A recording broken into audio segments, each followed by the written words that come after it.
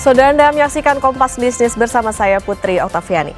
Cukai rokok tahun 2026 dipastikan tidak naik. Menteri Keuangan Purbaya Yudi Sadewa lebih memilih perang pada rokok ilegal untuk mengumpulkan penerimaan negara. Namun adilkah kebijakan Purbaya ini?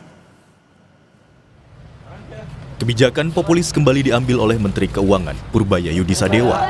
Tarif cukai rokok tahun 2026 dipastikan tidak naik.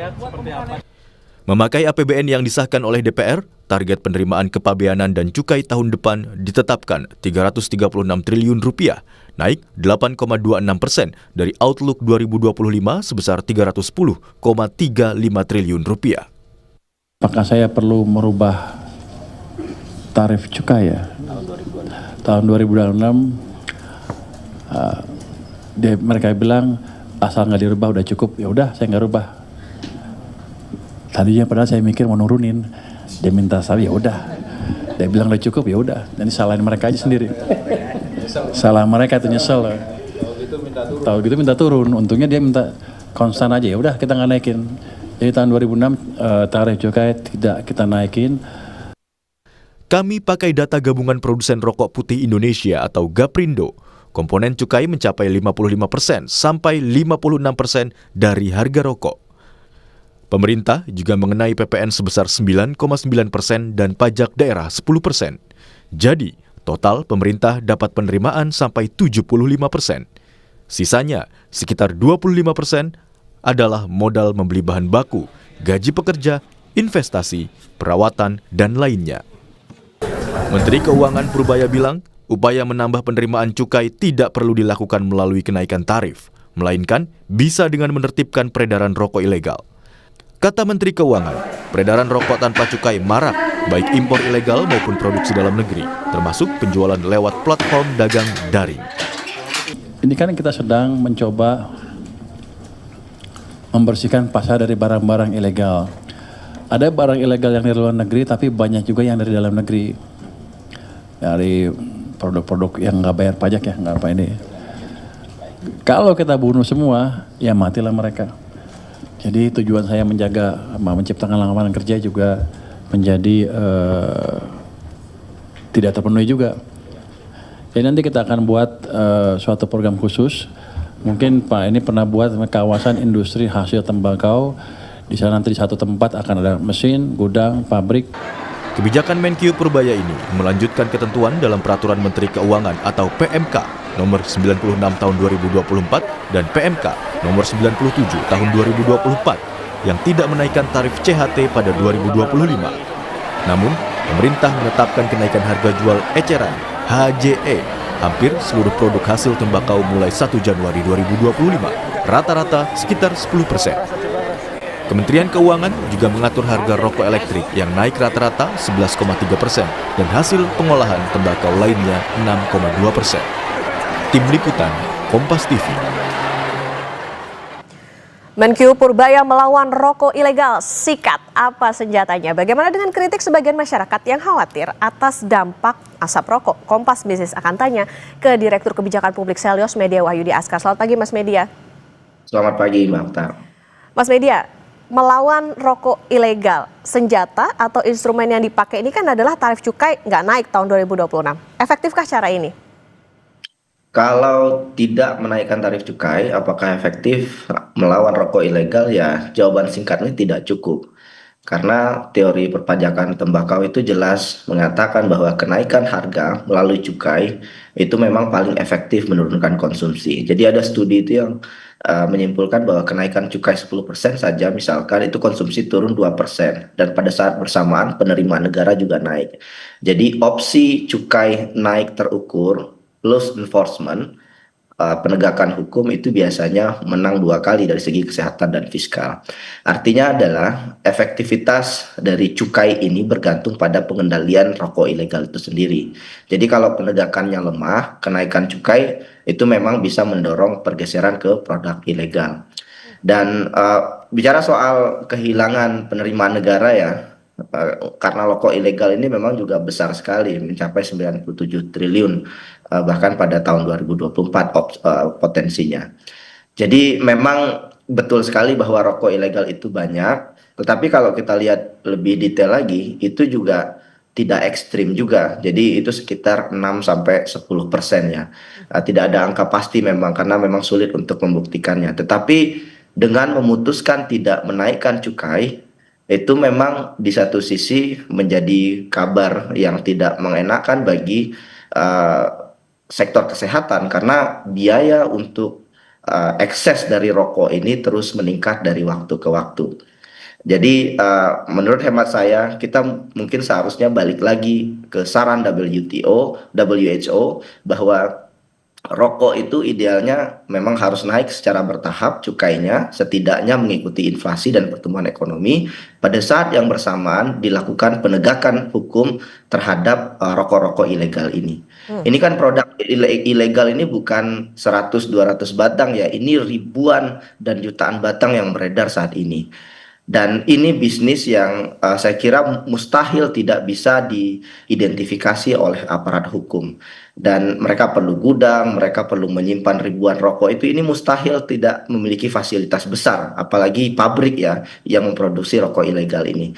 Jadi kerjasama dengan aparat itu harus dilakukan. Maka pertanyaannya, Kementerian Keuangan tidak bisa melakukan law enforcement itu sendiri. Itu ada di ruang penegakan hukum. Nah, bagaimana ini dilakukan bersamaan? Ini yang saya kira jadi pertanyaan kunci ke depan untuk kebijakan cukai ini. Kita bisa contoh Filipina ya. Filipina itu pro pajak cukai ya. Jadi mereka menaikkan secara bertahap, pada saat bersamaan enforcement juga jalan. Jadi kenaikan pajak itu juga menekan jumlah perokok yang baru. Pada saat bersamaan juga mendapatkan penerimaan negara dan juga yang paling penting lagi rokok ilegal juga berhasil diberantas di negara seperti Filipina.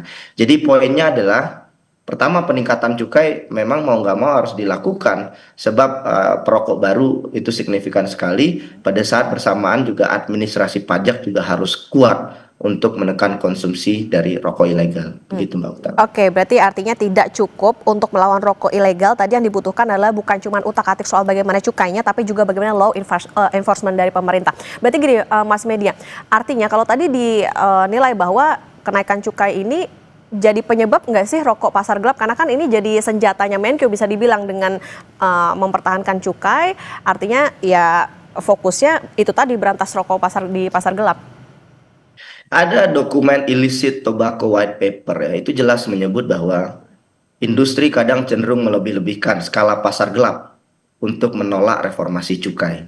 Jadi kita harus hati-hati juga bahwa klaim cukainya terlalu tinggi, kemudian rokok ilegal naik drastis, itu bisa saja merupakan retorika politik atau taktik negosiasi saja gitu ya.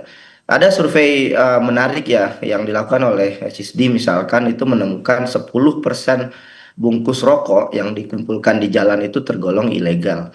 Ini bukti bahwa pasar dari rokok ilegal ini itu proporsinya juga cukup signifikan tetapi bukan dominan ya 10%. Artinya memang ada kaitan tetapi juga tidak bersifat dramatis juga. Jadi yang harus dilakukan memang di banyak negara ya itu sintaks itu harus terus didorong. Jadi kenaikan cukai khususnya untuk rokok misalkan itu bisa dilakukan secara bertahap. Jadi dapat diserap pasar dengan lebih halus tanpa kemudian memberikan guncangan besar pada pelaku usaha di sektor rokok ini. Dan kalau disertai instrumen pendukung yang baik, pengawasan yang kuat, lisensi pemantauan, maka risiko lonjakan rokok ilegal itu bisa ditekan begitu ya. Jadi klaim bahwa kenaikan cukai penyebab utama maraknya rokok ilegal itu kadang cenderung berlebihan karena faktor supply side, ketersediaan ilegal, produk domestik ilegal, dan enforcement ya khususnya itu lebih dominan. Jadi cukai bukan penyebab tunggal Mbak sebetulnya, tapi salah satu faktor dalam mix faktor yang memicu pasar gelap gitu Mbak. Oke, cukai bukan penyebab tunggal. Nah, Mas Media, kalau cukainya itu nggak naik, apakah bisa dibilang gini, penerimaan negara ini serta-merta ya bertambah karena konsumennya kan ninggalin rokok ilegal ke rokok yang bercukai itu tadi. Ditambah juga kita kan punya postur APBN 2026 target dari kepabeanan dan cukai itu sampai 336 triliun. Tepatkah begitu bisa dikatakan demikian? Tidak otomatis, Mbak. Memang ada kemungkinan sebagian perokok ilegal karena cukainya kemudian tidak naik, kemudian beralih ke rokok legal ya, bisa jadi. Tapi bisa jadi sebagian pelaku ilegal itu tetap ada kalau penegakannya lemah gitu. Kita bisa flashback ke belakang. Jadi tarif cukai Indonesia itu pernah tidak naik signifikan dari tahun 2017 sampai 2019. Apa yang terjadi saat itu? Penerimaan negara juga tidak melonjak.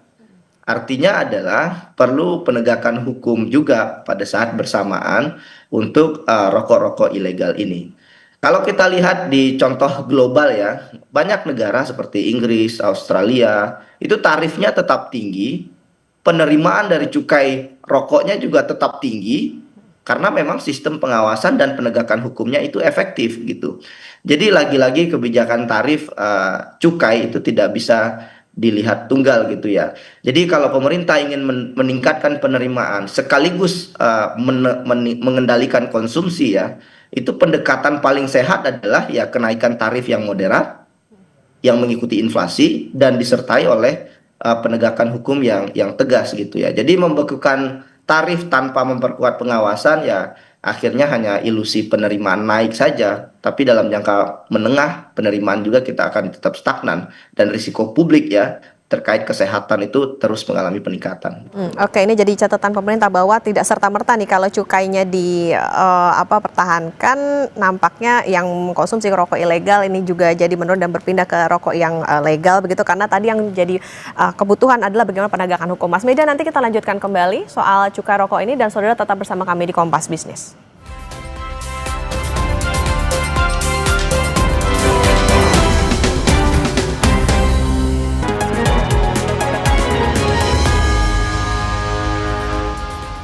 Kompas Bisnis masih menemani Anda, saudara, dan kita akan melanjutkan perbincangan bersama dengan Direktur Kebijakan Publik Selyos Media Wahyudi Askar. Mas Media, kita lanjutkan kembali. Nah, Mas Media, satu sisi, Menkyu Purbaya ini kan juga dikritik karena nggak naikin cukai rokok, terus dianggap nggak pro sama kesehatan masyarakat.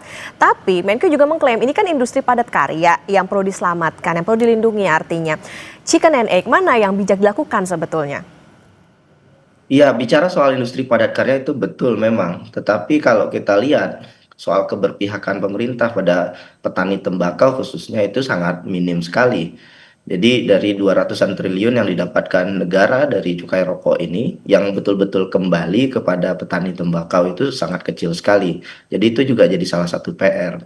Dan bersamaan juga yang saya ingin sampaikan ya, WHO itu jelas mengatakan bahwa menaikkan cukai itu instrumen kesehatan publik yang paling efektif menurunkan prevalensi rokok.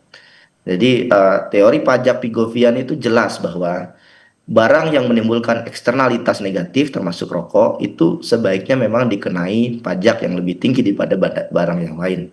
Sehingga kenaikan pajak itu kemudian bisa digunakan untuk mendanai jaminan kesehatan nasional, menekan konsumsi generasi muda misalkan, termasuk juga kelompok berpendapatan rendah begitu. Jadi intinya dari kacamata kesehatan publik, membekukan cukai rokok, kenaikan cukai rokok itu jadi pilihan kebijakan yang keliru menurut saya. Tapi kita bisa mengambil jalan tengah. Dan ini sesuai dengan evidence data-data sebelumnya ya, bahwa kembali ke jalur kenaikan bertahap itu jauh lebih efektif. Menaikkan cukai secara bertahap dan minimal mengikuti inflasi dan pertumbuhan upah. Dan yang kedua yang paling penting, gunakan tambahan penerimaan dari cukai rokok tadi untuk kembali ke petani tembakau. Bersamaan juga digunakan untuk penguatan layanan berhenti merokok, pendidikan, dan penegakan hukum rokok ilegal. Jadi di Eropa, di Inggris misalkan, mereka betul-betul mengalokasikan uang untuk layanan berhenti merokok misalkan. Dan ini regulasi-regulasi seperti ini belum cukup kuat di Indonesia. Jadi kalau pertanyaannya, kelirukah kebijakan Menkeu menahan kebijakan kenaikan cukai rokok? Iya, dari perspektif kesehatan publik dan teori pajak. Ini keputusan yang keliru. Tetapi memang menurut saya paham Pak Purbaya baru diangkat menjadi menteri, perlu memahami, mengidentifikasi persoalan, dan kedepannya juga harus mengajak pakar-pakar kesehatan dan ya untuk kemudian menghitung kembali risiko dari kebijakan ini. Mas Media, tapi gini, tapi kan bisa dikatakan industri rokok ini ya kita nggak bisa menafikan bahwa ada jutaan orang yang bergantung pada ekosistem dari IHT atau industri hasil tembakau. Nah ini gimana nih supaya bisa win-win nih, jadi pemerintah bisa melindungi dari segi kesehatan, tapi di satu sisi nggak membunuh industrinya itu sendiri. Iya, kembali ke jalur kenaikan secara bertahap, Mbak. Jadi cukai rokok itu memang idealnya itu di negara manapun itu naik terus mengikuti inflasi. Kalau memang cukainya dinaikkan kemudian secara masif tiba-tiba jelas akan memukul petani tembakau, begitu Mbak. Jadi ya ada pemodelan-pemodelan ekonomi yang bisa dilakukan untuk batas-batas mana cukai rokok itu kemudian bisa dinaikkan jumlahnya. Tapi lagi-lagi ya, ini juga tidak hanya persoalan pemodelan ekonomi, juga ini soal negosiasi politik juga antara pemerintah dengan perusahaan rokok. Dan kalau kita lihat lagi perusahaan rokok itu, ini perusahaan rokok besar kan memang yang paling diuntungkan ya kalau seandainya cukai rokok itu tidak naik, karena mereka sekarang terpukul oleh rokok-rokok ilegal. Jadi lagi-lagi saat ini kalau ingin membantu katakanlah gudang garam yang kemudian kemarin mem-PHK banyak karyawan, ya hambat rokok ilegalnya, lakukan penegakan hukum terhadap rokok ilegal sehingga pelaku usaha rokok legal ini juga bisa bertahan, yang kemudian bisa menghasilkan uang juga untuk pajak terhadap negara. Jadi ada banyak sekali Mbak sekarang saya kira pendekatan yang bisa dilakukan, tetapi law enforcement itu sangat sangat sangat penting hari ini. Rokok ilegal itu ada di mana-mana sekarang. Dan itu merugikan tidak hanya pelaku usaha legal ya, tetapi juga petani tembakau itu sendiri. Karena perusahaan rokok ilegal ini banyak yang tidak membayar jaminan kesehatan pegawainya, kemudian tindakan penyuapan, sogok dan lain-lain itu dilakukan di level pemerintah daerah hingga aparat hukum, begitu Mbak. Oke, Mas Media, ini soal tadi bagian kesehatan. Adilkah kalau penyakit akibat rokok ini nggak ditanggung sama BPJS Kesehatan? Saat ini belum ada regulasi yang secara resmi mengeluarkan penyakit akibat rokok itu dari JKN. Jadi belum ada pembatasan seperti itu. Kalau dari etika kesehatan publik dan hukum jelas mengeluarkan penyakit tertentu karena rokok itu risikonya diskriminasi dan jelas melanggar prinsip jaminan sosial. Dan secara implementasi ini juga hampir mustahil untuk dilakukan ya, karena kausalitas klinis yang sulit. Kita nggak pernah bisa betul-betul mendeteksi apakah penyakit jantung, kanker, stroke itu adalah karena dari rokok gitu ya. Jadi jelas ini tidak bisa dilakukan. Tapi kalau kita lihat dari negara lain ya, yang mereka bisa optimalkan terus-menerus adalah upaya untuk mencegah perokok baru gitu ya. Termasuk juga memberikan insentif-insentif bagi upaya-upaya menanggulangi kecanduan rokok gitu. Jadi menurut saya yang pertama cakupan penuh tetap harus dilakukan, termasuk juga penyakit akibat rokok. Pada saat bersamaan harus diintegrasikan dengan layanan berhenti merokok. Dan saya kira pathway ini yang bisa dilakukan ya untuk pencegahan di masa mendatang, khususnya dalam aspek meningkatnya ongkos kesehatan akibat rokok ini, Mbak. Oke, Mas Media, kita bicara soal data BPS. Rokok ini menyumbang 10,7% garis kemiskinan di kota dan bahkan hampir 25% penyumbang garis kemiskinan desa. Apa sebetulnya kebijakan yang ideal tentang rokok ini? Apakah itu tadi hanya fiskal aja yang bisa diutak-atik? Memang nggak cukup hanya dengan fiskal saja. Jadi perlu kerjasama lintas kementerian. Jadi perlu kombinasi fiskal, regulasi, perlu kerjasama dengan Kemenkes juga, layanan berhenti merokok, termasuk juga perlindungan sosial, dan terakhir itu penegakan hukum. Jadi kebijakan fiskal dan harga itu krusial, betul sekali, tapi bukan satu-satunya. Jadi beban pajak dan cukai itu harus sesuai standar WHO, itu harus dilakukan. Perlu dilakukan penegakan tata niaga, kurangi rokok ilegal, topang efektivitas cukai, termasuk juga regulasi non harga ya. Jadi mulai dari larangan batasan, usia minimum 21 tahun, pembatasan iklan termasuk digital ya, dan kemudian kewajiban ruang berhenti merokok. Dan ini harus dilakukan bersamaan. Persoalan masyarakat kecil yang kemudian masih banyak mengkonsumsi rokok, bahkan lebih banyak daripada konsumsi makanan, itu memang jadi PR yang sangat rumit untuk diselesaikan. Tetapi ada program-program pendampingan pemerintah yang bisa ditautkan. Ada program PKH misalkan. Nah, pendamping PKH bisa terus mendampingi agar keluarga kemudian menggunakan keuangannya dengan bijak untuk untuk keseharian, kebutuhan konsumsi rumah tangga yang lebih produktif, termasuk juga investasi jangka panjang. Memang ini nggak mudah, tetapi ketika dilakukan secara komprehensif, kerjasama lintas lembaga, saya kira ada harapan.